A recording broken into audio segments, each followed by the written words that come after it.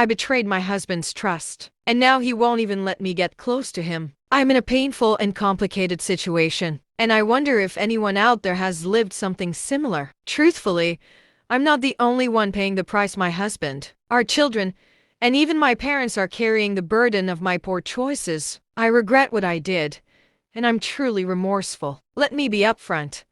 About a year and a half ago, my husband found out that I was having an affair with a neighbor, a married man with 3 kids. I'm 34 years old now. My husband, Daniel, is 41, and the man I was involved with, let's call him Brian, was 29 at the time. We live in a suburb outside of Charlotte, North Carolina. The affair began a little over 2 years ago and lasted nearly 5 months before it was discovered, even though we were physically together only 4 times. I know that doesn't soften the betrayal. As unbelievable as it sounds, that's the truth. You might be wondering, was my marriage falling apart? Was I unhappy or feeling ignored? The answer to all of that is a firm no. I was genuinely happy in my marriage emotionally, mentally, and physically. I love Daniel deeply, and I still do. We have 2 amazing sons, ages 10 and 12, and they are everything to me. Daniel was more than just my husband, he was my best friend,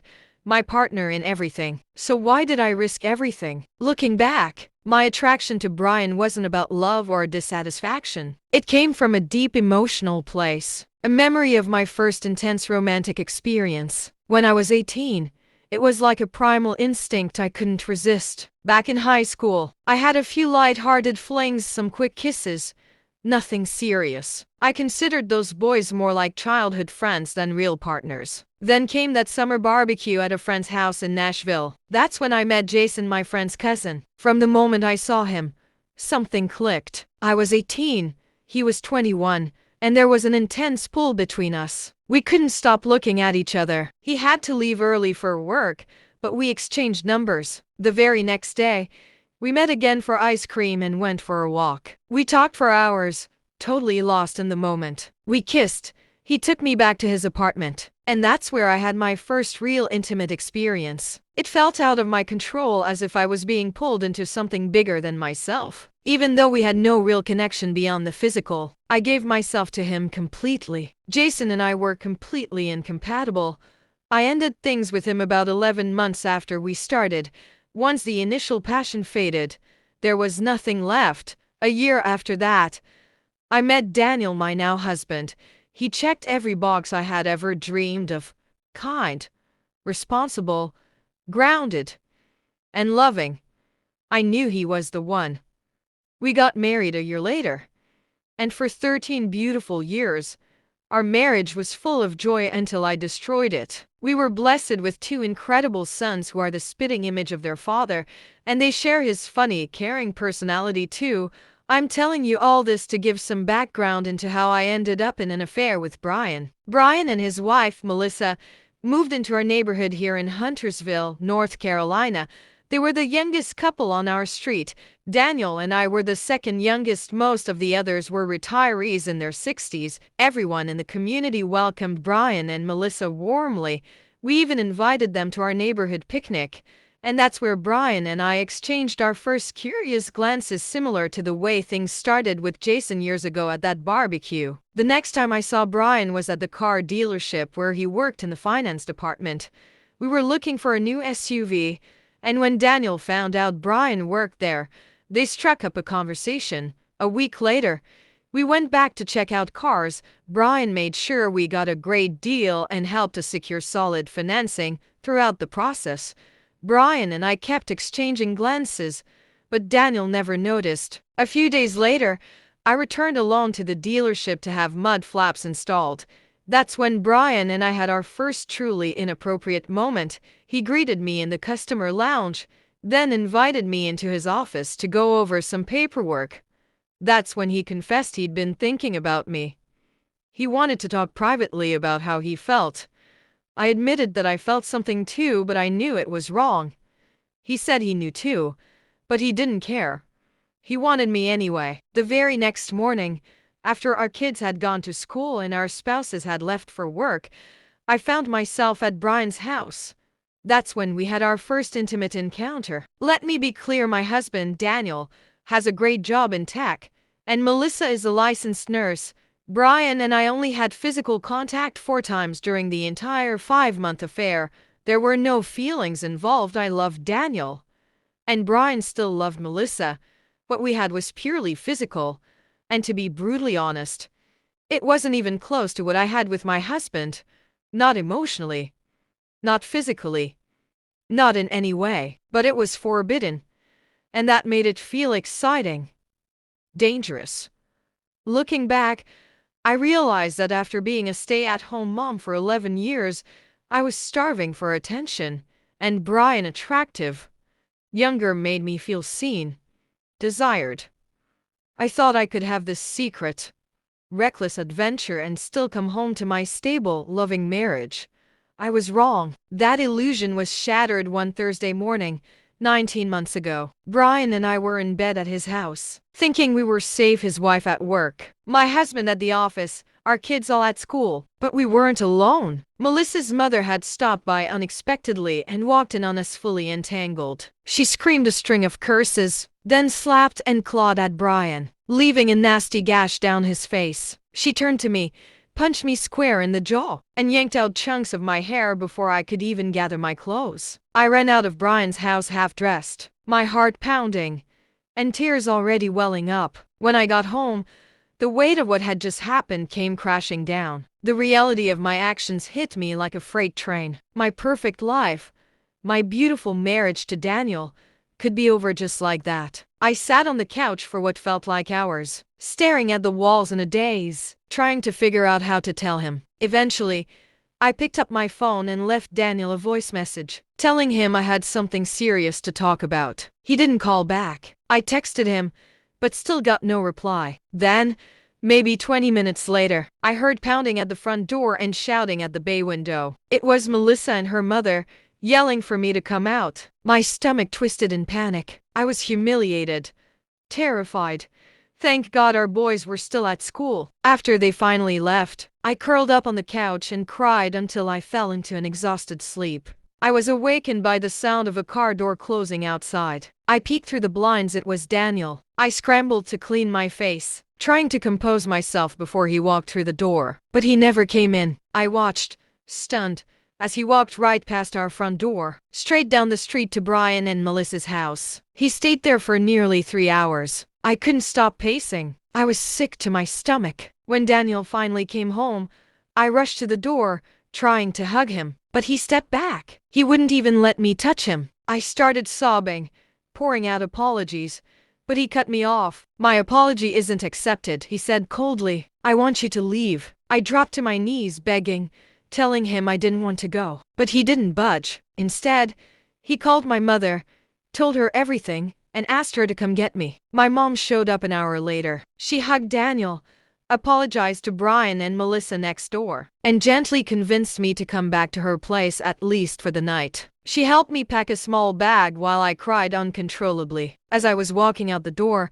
I turned and asked Daniel, "What are you going to tell the kids?" "I'll handle it," he said, without looking at me. That night, I called Daniel from my old bedroom at my parents' house. To my surprise, he answered. He said nothing except hello. I identified myself, apologized again, and promised him I would never do anything like this again. I swore I'd spend the rest of my life proving it to him. I just disappeared and left him and the boys alone. I broke down again, insisting he didn't mean that, but he affirmed that he did. We ended the call and I cried all night. I then started thinking of how I could make him stay and came up with a plan to offer him a post-nuptial agreement so favorable he couldn't refuse it. All I wanted was a second chance to prove my love regardless of the cost. The following week, while Jim met with his divorce attorney, I consulted my own lawyer not to prepare for divorce but to create a post-nuptial agreement to present to Jim. Before receiving the divorce papers, I visited 4 different attorneys before finding one who specialized in post-nuptial agreements and was willing to create such a lopsided agreement, lopsided in that my husband would receive nearly all the benefit in exchange for remaining married to me for a period, giving me a second chance at love. Unfortunately, Jim's lawyer completed the divorce papers in just 11 days and I was served at my parents' house 2 days later. I had Jim served with the proposed postnuptial agreement. We talked that night after he read the proposal. He was a bit surprised at what I had offered, and for the first time I could sense the caring person I once knew coming through, not the angry man who had been so robotic and cold for the past 2 weeks. The agreement is a complete win for Jim and an opportunity for me to prove I'm worth keeping. I won't go into specific details about the postnuptial, but I can confirm that it allows Jim to keep nearly all our marital assets if we stay married and live together for at least 30 months. Also, if I'm unfaithful again and we divorce, I lose all claims on our marital assets, get nothing, and forgo any alimony and child support payments. The agreement also requires me to get a full-time job within the next 6 months and contribute to our household expenses. Finally, my husband can see other women if he chooses throughout the remainder of our marriage. I know Jim would never be unfaithful. It's not in him, but I want him to know I love him enough to give him this option. To my surprise and delight, Jim accepted the offer with one additional stipulation. The clause Jim wanted added stated there is no requirement for us to sleep together or have any type of cohabitation coitus during the remainder of our marriage. I was saddened and hesitant to agree to this, but I finally did, feeling that with time I could win back his respect, trust, and passionate love. Things have not gone as I thought, and that's why I'm here. We are now 17 and a half months into our second marriage, as I call it, and our relationship is one of being housemates, raising our boys. Don't get me wrong, I thank God every day for the second chance I've been given, but what we have. I broke down when Daniel said he was done. I couldn't believe I had just disappeared from his life and left him and the boys behind. I insisted that he didn't mean what he said, but he calmly affirmed that he did. He was serious. We ended the call, and I cried the entire night. That was when I began thinking of any way to make him stay. I came up with a desperate plan. I would offer him a postnuptial agreement so one-sided that he wouldn't be able to refuse it. All I wanted was a second chance to prove I loved him, no matter the cost. The following week, while Daniel was meeting with his divorce attorney in Cincinnati, I started meeting with lawyers of my own, not to prepare for a divorce, but to create this postnup before the divorce became final. I visited 4 different law offices before finding one that specialized in postnuptial agreements and was willing to write something that heavily favored Daniel. The deal was simple. If he agreed to stay married to me for just a specific period, I'd give up nearly everything. It was a chance to earn his love back. Unfortunately, Daniel's lawyer worked quickly, and within 11 days, the divorce papers were ready. 2 days later, I was officially served right at my parents' house. But I was ready. That same day, I had Daniel served with the postnup proposal. That night, we finally spoke. He had read through the agreement and seemed genuinely surprised by what I was offering. For the first time in weeks, I saw a glimpse of the man I used to know, not the cold, distant virgin who barely looked at me. This agreement was a complete win for him, and for me, a tiny sliver of hope. I won't get into every clause, but here's what the postnup said. If we stayed married and lived together for at least 30 months, Daniel would retain nearly all our marital assets. If I were ever unfaithful again, I'd forfeit any claim to our house, savings, retirement, everything. I'd also waive the right to alimony and child support, even if we did divorce down the line. I had 6 months to find a full-time job and begin contributing financially to our home. Daniel would have the right to see other women if he chose to, without needing to inform me. I know Daniel. He would never cheat, it's just not who he is. But I wanted to show him how deeply I regretted everything, and that I was willing to let him have that freedom if it meant he stayed. To my shock and relief, he accepted, but he had one condition. He added a clause: there would be no requirement to be intimate with me, or even sleep in the same room during the rest of our marriage. I was crushed, but I agreed. I hoped that with time, love could grow again. And that brings me to today. We're now 17 and a half months into what I call our second marriage. We live in the same house in a quiet Ohio suburb. We raise our boys together. But that's all. We are housemates, partners in parenting. Don't get me wrong, I thank God every single day for this second chance. But what we have now doesn't really qualify as a marriage. It's more like two divorced people cohabitating under one roof. Since my affair, James has shown me absolutely no affection, none. No hugs, no kisses, not even a pat on the shoulder. He won't let me near him when I try to express any kind of love or warmth. Occasionally, I sneak in a quick hug or a kiss before he has a chance to pull away, but I can tell it makes him uncomfortable, so I rarely do it anymore. Every month, James requires me to take an at-home STD test and show him the results. Since what happened, he refuses to go out in public with me, not even to family gatherings. When our boys have sports games, we alternate who takes them. On my days, he still shows up, but he won't sit near me. He'll stand on the sidelines with the other dads, acting like I don't exist. The only times we're together publicly are during family vacations, which, surprisingly, we still take fairly often. When we travel, James books adjoining hotel rooms with 2 queen beds each. The boys stay in one room, and we stay in the other on separate beds. As sad as it sounds, I actually look forward to these trips. They're the moments when we're the closest, and I sometimes feel like I'm beginning to reach him again. I've told James this. I even suggested we move out of our neighborhood and start fresh somewhere new, but he shut it down, saying he'd only relocate if his job required a transfer. Otherwise, he's staying put until the boys graduate high school. And honestly, the boys don't want to move either. Their friends live nearby, as do James's.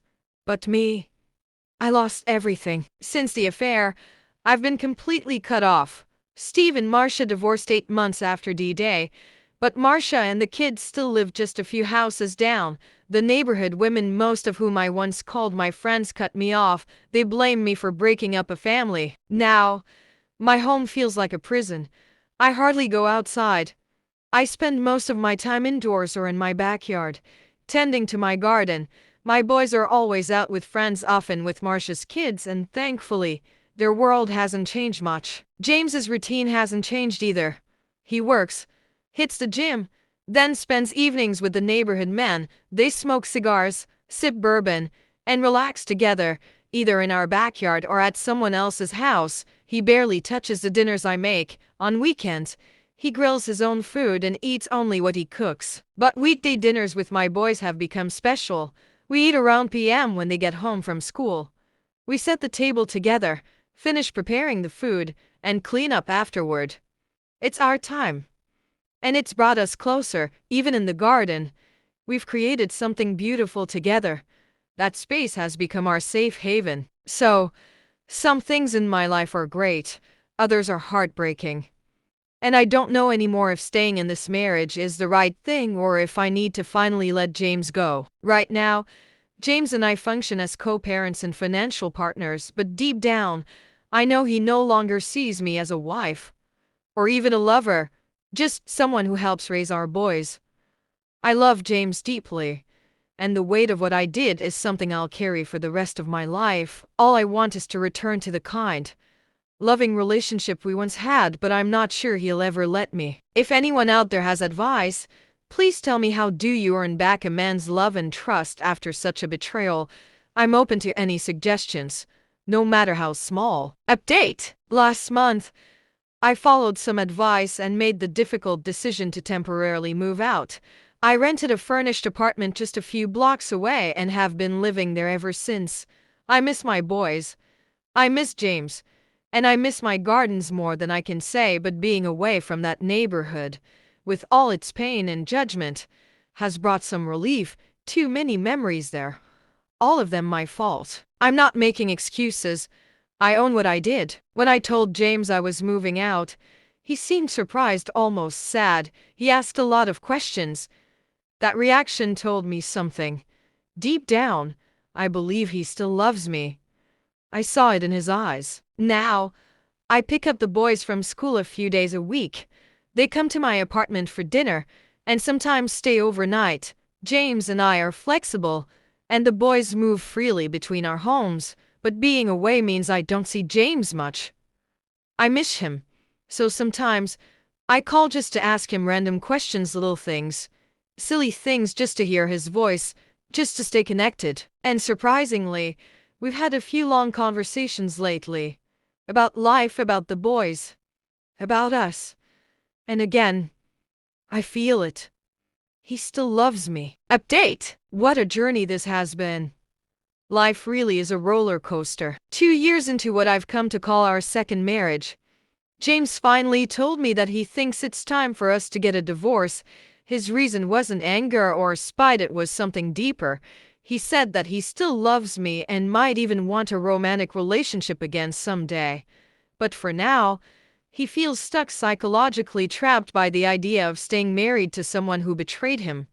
He believes that, once we're divorced, he might be able to let go of those feelings. He even suggested we celebrate the divorce once it's finalized, maybe spend one last night together, just to close this chapter without guilt or bitterness. As strange as that sounds, I'm willing to do it if it means keeping James in my life as a friend, a co-parent, maybe even a lover again one day. James made it clear that even if we reconnect, he doesn't want to remarry. He says love shouldn't need a legal contract, and as much as that hurts, I understand. I only wish there were another way. As for the divorce, I've decided to let him keep 3/4 of our marital assets, voluntarily. It's my way of showing him that I'm not fighting anymore.